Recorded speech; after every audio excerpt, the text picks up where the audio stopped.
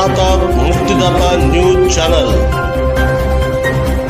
आलेला हो महाराष्ट्राच्या आंबेडकरी चळवळीतला धगधगता निखारा असलेल्या दादासाहेब शेळके यांच्या डोरली या गावात त्यांच्या निवासस्थानी आपण आज त्यांची मुलाखत घेण्यासाठी स्पेशल इथं आलेला आहोत.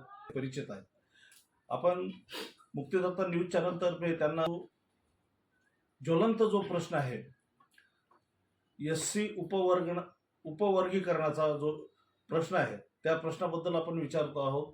दादासाहेब सप्रेम जय भीम. जय भीम. दादासाहेब मला एक सांगा की आज सर्वात मोठा प्रश्न जो महाराष्ट्रामध्ये गाजत आहे तो एससी उपवर्गीकरणाच्या विरोधात आंबेडकरी चळवळ आणि मातंग त्याच्या विरोधात सभा घेत आहेत, बोलत आहेत, वाटेल ते बोलत आहेत. मला एक सांगा की सुप्रीम कोर्टाने एक निर्णय घेतलेला आहे उपवर्गीकरणाचा आणि बाबासाहेब आंबेडकरांच्या संविधानावर आधारित असलेलं सुप्रीम कोर्ट त्यामध्ये घेतलेला एससी उपवर्गीकरणाचा जो निर्णय आहे त्याच्या विरोधात आपली आंबेडकरी चळवळ आणि तुम्ही रस्त्यावर उतरत आहात, त्याचं काय कारण आहे?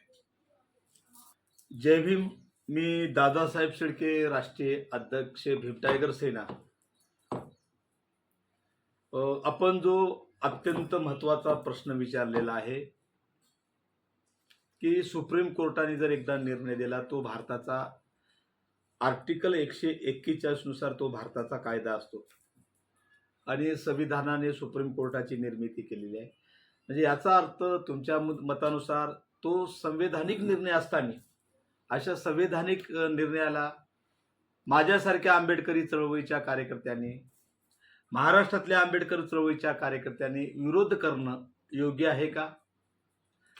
तर पहिल्यांदा मी थोडंसं क्लिअर करतो स्पष्ट, कारण ही गोष्ट खरी आहे.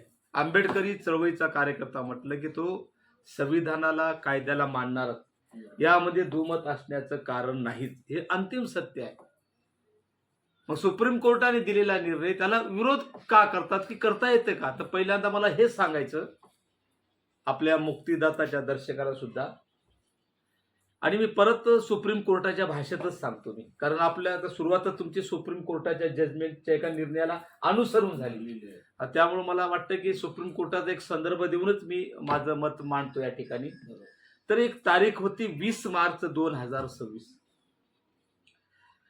त्यावेळेचे तत्कालीन सरन्यायाधीश सूर्यकांत, न्यायमूर्ती जयमल्ल्या बागची आणि न्यायमूर्ती विपुल एम पांचोली या 3 जजच्या खंडपीठाने एक निर्णय दिला.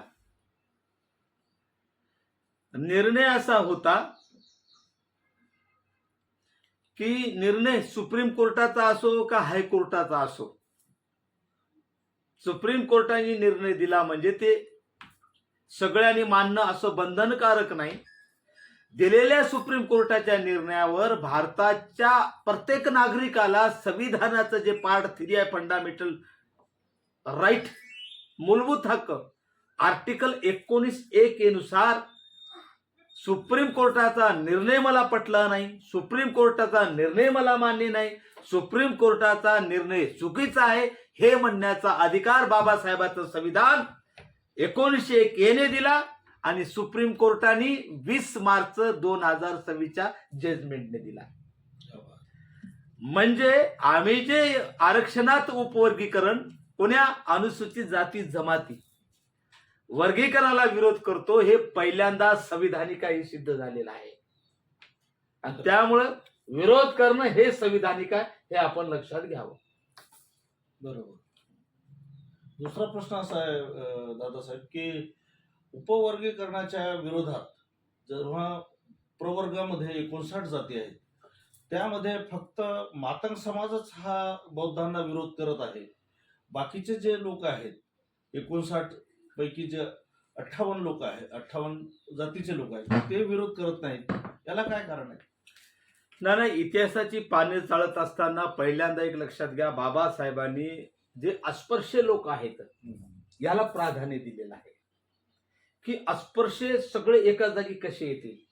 दुर्दैवाने बाबासाहेबाला यश आलं नाही. त्यातल्या त्यात 59 जातीपैकी बाबासाहेबाचा चांबाराई नंतर मातंग समाजावर भर होता. आणि त्यासाठीच बाबासाहेबांनी अनेक मातंग परिषदा घेतल्या होत्या. पण दुर्दैवाने त्याचा रिझल्ट काय आला? 14 ऑक्टोबर 1956 जे धर्मांतर झालं त्यात किती मातंग लोक सहभागी होते याच्यावरून आपल्याला कळते. मुळात इतिहास जर वाचला तर पहिलेपासूनच मांगांनी महाराजांचा द्वेष केलेला आहे. आहेत काही चांगले मांग, मला म्हणायचं नाही, आहेत, आदरणीय आहेत, आंबेडकरी कट्टर आहेत, विचारधारा मानणारे आहेत, संविधान मानणारे आहेत, पण किती आहेत हा माझा प्रश्न आहे. टोटल कॅल्क्युलेट करा तुम्ही, संख्या किती करा, ते फक्त अपवाद मध्ये येतात आणि अपवाद हा नियम होऊ शकत नाही. हे उदाहरण देतात, पुचीराम कांबळे मेला ना, आदर आहे मला त्याच्याबद्दल. आणि सगळे असे टोटल कालेत किती येतात लोकसंख्येच्या मानानं, अपवाद आहेत. ते संदर्भ म्हणून अपवाद किंवा संदर्भ म्हणून वापरता येत नाही. बरोबर. आणि म्हणून पहिलेपासून मांगांनी महाराजचा द्वेष केलेला आहे. ते पहिलेपासून विरोध करतात आणि त्यांना तो विरोध, जी खुमखुमी महाराबद्दलचा द्वेष सांगण्यासाठी कुठेतरी निमित्त आवश्यक होतं. आणि मला वाटतं नंबर 1 पहिल्यांदा त्यांना निमित्त त्यांच्या नेत्याला भेटलं आरक्षणात उपवर्गीकरणाच्या माध्यमातून. आणि मग ते गरळ ओकतायत. तुम्हाला माहित आहे बौद्ध समाजाला टार्गेट करतायत. काही अडाणचोट बाबासाहेबांना आता टार्गेट करायला लागले. ज्या बाबासाहेबांमुळे चालतात, बोलतात, खातात, पितात, सगळं काही बाबासाहेबांमुळे. तरी पण हे नालायक याच्यावर मनोवादी आरएसएसचा पगडा असल्यामुळे आणि काही आरएसएसच्या दावणीला बांधल्यामुळे हे सगळं बौद्ध समाजाला, त्याचे एकमेव 59 जातीपैकी बौद्ध समाजाला टार्गेट करतायत.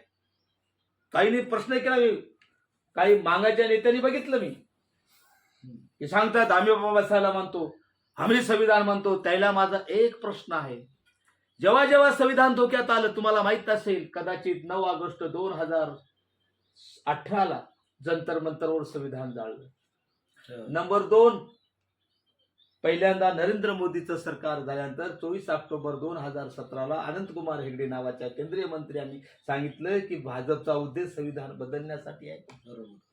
याही पुढे मला जाऊन सांगायचं की 2000 साली अटल बिहारी वाजपेयींनी संविधान बदलण्यासाठी तत्कालीन सरन्यायाधीश माजी व्यंकट चल्लैया यांच्या अध्यक्षतेखाली संविधान समीक्षा आयोग नेमला. एवढंच काय, काल परवा अनुसूचित जाती म्हणजे SC STच्या लोकांना जे आरक्षण घेतात त्यांना खुल्या प्रवर्गात चान्स नाही. म्हणजे हे 2-3 टक्क्यासाठी भांडतात. मग माझ्या मातंग समाजाला काय माहित नाही. मग हे मागते, याला मागतेच म्हणतो मी.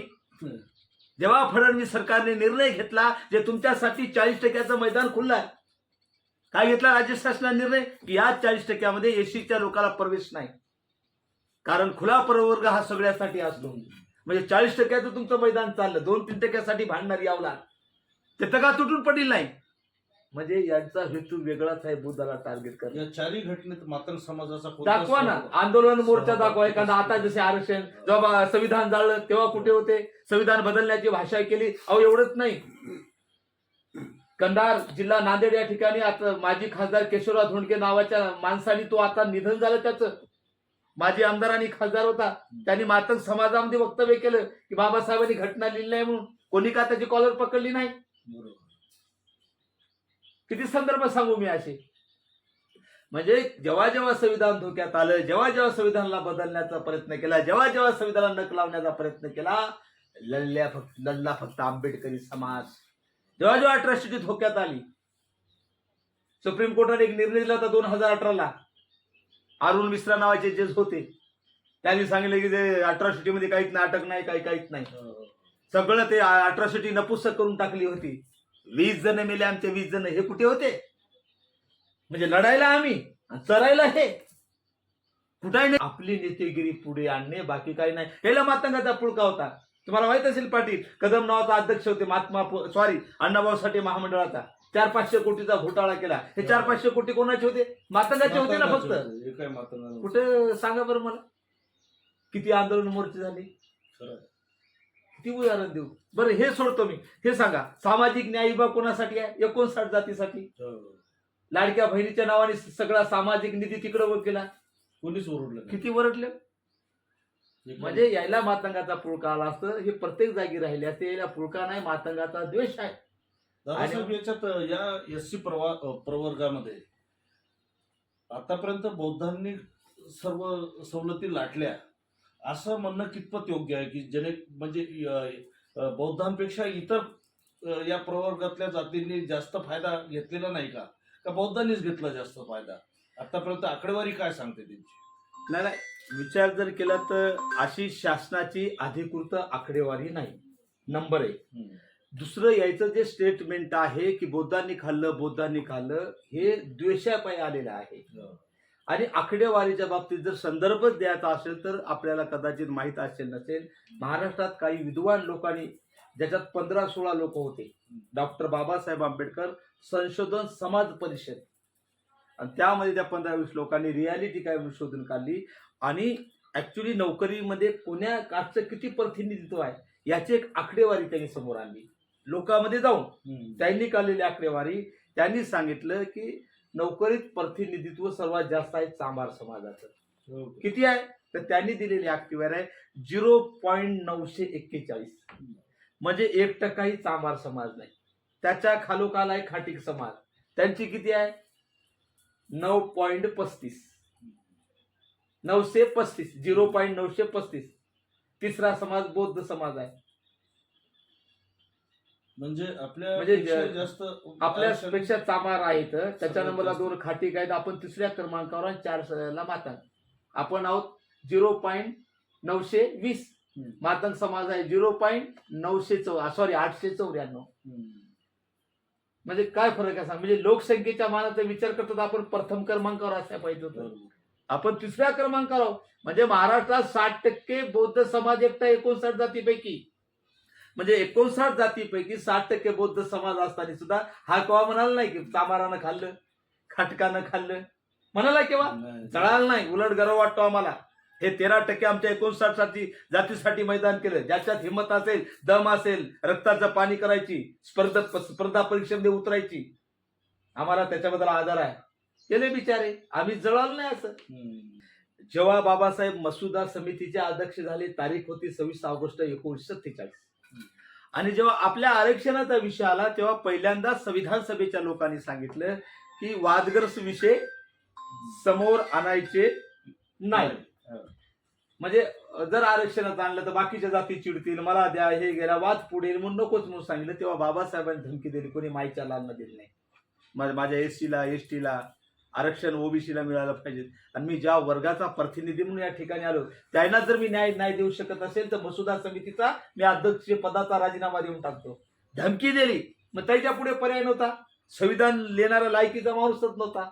आणि माघार घेतली आणि आरक्षणाची चर्चा संविधानात सुरू झाली. तेव्हा बाबासाहेबला एका संविधान सभेच्या सदस्यांनी प्रश्न विचारला की बाबासाहेब, तुम्ही संविधानामध्ये कलम टाकली 14, त्याचा अर्थ असा आहे की कायद्यापुढे सर्व समान, भेदभाव नाही, कोणी उच्च नाही, कोणी नीच नाही. मग असं असताना तुम्ही एका वर्गाला आरक्षण देऊन येतच भेदभाव तुम्ही निर्माण करत नका. मग आर्टिकल 14चं काय? तर बाबासाहेबांनी उत्तर दिलं, आर्टिकल 14 बरोबर आहे. पान एससी एसटीला दिलेलं आरक्षण हे अपवाद आहे आणि अपवाद हा नियम होऊ शकत नाही, बाबासाहेब म्हणतात. म्हणून तुम्हाला संदर्भ म्हणून आरक्षणाचा वापर करता येणार नाही. पुढे बाबासाहेब म्हणतात मग आरक्षण का? तर बाबासाहेब म्हणतात ज्या वर्गाचं, ज्याला आपण अस्पृश्य म्हणतो, हजारो वर्षापासून जाती आणि धर्माच्या नावाखाली पाय बांधले, हात पाय पडले. आरक्षण म्हणजे त्याचे पाय मोकळे करणे पळण्यासाठी. आरक्षण म्हणजे त्याला लढण्यासाठी हात मोकळे करणे. केले बाबासाहेबांनी. त्याच दिवशी जेव्हा 26 नोव्हेंबर 1949 बाबासाहेबांनी संविधान दिलं आणि 26 जानेवारी 1950 संविधान लागू झालं. आमचे अस्पृश्यांचे हातपाय मोकळे केले. आरक्षण दिलं 13%. हे मैदान होतं. आता फक्त गरज होती पळायची. ज्याला कळलं ते पळले, काही घरीच बसले. त्यात बौद्धांचा काय दोष आहे मला सांगा तुम्ही? आणि तुमचे पाय मोकळे केले की? त्या धर्माने संधी दिली नव्हती, तुम्ही बसले, काहीच केलं नाही. आमचा दोष आहे तुम्ही? सांगा ना मला. आम्ही पळालो, मेहनत केली, घाम गाळला आम्ही. अरे साधं ऍडमिशन करायचं असेल तुम्हाला कागदपत्र द्यावं लागतात, टीसी द्यावं लागते, निर्गम उतारा द्यावा लागते, आधार द्यावा लागते, बापाचं इन्कम द्यावं लागते, तरच ऍडमिशन होईल. मग आरक्षणात निकष होतं. तुम्हाला शिक्षण करायचं होतं, परीक्षा द्यावी लागत होती, अभ्यास करावा लागत, तुम्ही काहीच केले नाही. स्पर्धा परीक्षेत उतरायचं होतं. हा सांगा तुम्ही. तुमचे हात मोकळे होते, पाय मोकळे होते, बोधानं बांधले तुमचे हात. दादासाहेब, हे या राजकारणी लोकांनी म्हणजे आपलं भांडणं लावण्याचा प्रयत्न केलेला असा प्रकार वाटते का? नाही सुप्रीम कोर्ट अनुसूचित जाती आणि जमातीचं वर्गीकरण करा, बरोबर आहे. त्यासाठी एक आयोग नेमा, डाटा गोळा करा. याने बदर समितीच्या माध्यमातून कोणाचं केलं? एसटी कुठे गेले? जजमेंट काय सांगतो? एससी आहे. एससीचं नाही, फक्त एसटीचं. जमातीचा विषयच नाही घेतला. सुप्रीम कोर्ट सांगते अनुसूचित जाती आणि जमाती दोघांसाठी याने जजमेंट, ते निर्णय यायनं काय केलं? एसटीचं थांबवलं, म्हणजे येतच जातीवाद करतो. बरं, दुसरी गोष्ट, संविधानाचे 338 कलम आहे. संविधानिक आयोग नेमा तुम्ही. याने वैज्ञानिक आयोग नेमला. संविधानिक आयोग म्हणजे त्याला कायदेशीर त्याला आधार आहे. याने नेमलेला सहजच मला सांगा. बरं, दुसरं मला सांगा, शासनाची खेळी 59 जातीचे लोक त्या समितीमध्ये असणं बंधनकारक आहे. कोण आहे तुम्ही सांगा त्याच्यामध्ये? बघा की, म्हणजे पॉलिसी बघा तुम्ही यायची सगळे हे ते. तर यायला काहीच करायचं नाही की एक समाज, मातंग समाज पहिला डायव्हर्ट झालेला आहे कोणीकडे? RSS कडे. राहिलेला थोडाफार डायव्हर्ट करण्यासाठी जाणून बुजून त्यांनी हे केलेलं आहे बदर समिती. एका मातंग समाजासाठी तुम्हाला कसं काय नेमता येईल? 59 जातीचा नियमा लागेल ना? का सुप्रीम कोर्टाने जजमेंट मध्ये असं सांगितलं नाही की बौद्धांनी खाल्लं म्हणून? तुम्ही तपासा, प्रत्येकाचं प्रतिनिधित्व तपासा, इम्पिरिकल डाटा तुम्ही करा, हे सगळं करा. याच्या बाहेर तुम्हाला जाता येणार नाही. तसा पुन्हा आम्ही निर्णय देऊ हे सुद्धा सांगितलं. चुकीचं करशाल तर सुप्रीम कोर्ट पुन्हा हस्तक्षेप करेल. ते जजमेंट वाचा तुम्ही. म्हणजे एक तर सुप्रीम कोर्टाच्या निर्णयानुसार केलं नाही, फक्त एका मातंग समाजाला समोर ठेवून करणं म्हणजे मुद्दाम ही फार मोठी यांची खेळी आहे. आणि याला भांडणं लावून पूर्ण मातंग समाज RSS कडे डायव्हर्ट करायचं आहे. याला समोर ठेवूनच त्यांनी ही बदर समिती नेमलेली आहे. दादासाहेब शेळकेंच्या माध्यमातून आज आपण एक सखोल अशी माहिती घेतली की जे काही सुज्ञ मातंग समाजातले जे नागरिक आहेत, जे बांधव आहेत, त्यांना हे समजलं पाहिजे की ही एक राजकीय खेळी आहे. आपण एका प्रवर्गातले आहोत आणि हा प्रवर्ग पुढे नेण्यासाठी बाबासाहेबांनी जे संविधानिक आपल्याला अधिकार दिलेत, ते अधिकार वापरून आपण प्रत्येकाने ज्यांच्या मनगटामध्ये जोर असेल, मेंदूमध्ये जोर असेल, त्यांनी स्पर्धा परीक्षामध्ये उतरावं आणि बुद्धांच्याही समोर जावं. आमचं काही म्हणणं नाही, उलट आम्ही त्यांचं स्वागतच करू की दादासाहेब शेळकेंच्या माध्यमातून आपल्याला आज सखोल अशी माहिती मिळाली. त्याबद्दल दादासाहेबांचे धन्यवाद मानतो आणि मुक्तिदाता न्यूज चॅनलसाठी दादासाहेबांनी जो वेळ दिला त्याबद्दल त्यांचे आभार मानतो. जय भीम दादा. जय हिंद, जय हिंद. मुक्तिदाता न्यूजसाठी मी गौतम तुपसुंदरे आणि संदेश तुपसुंदरे.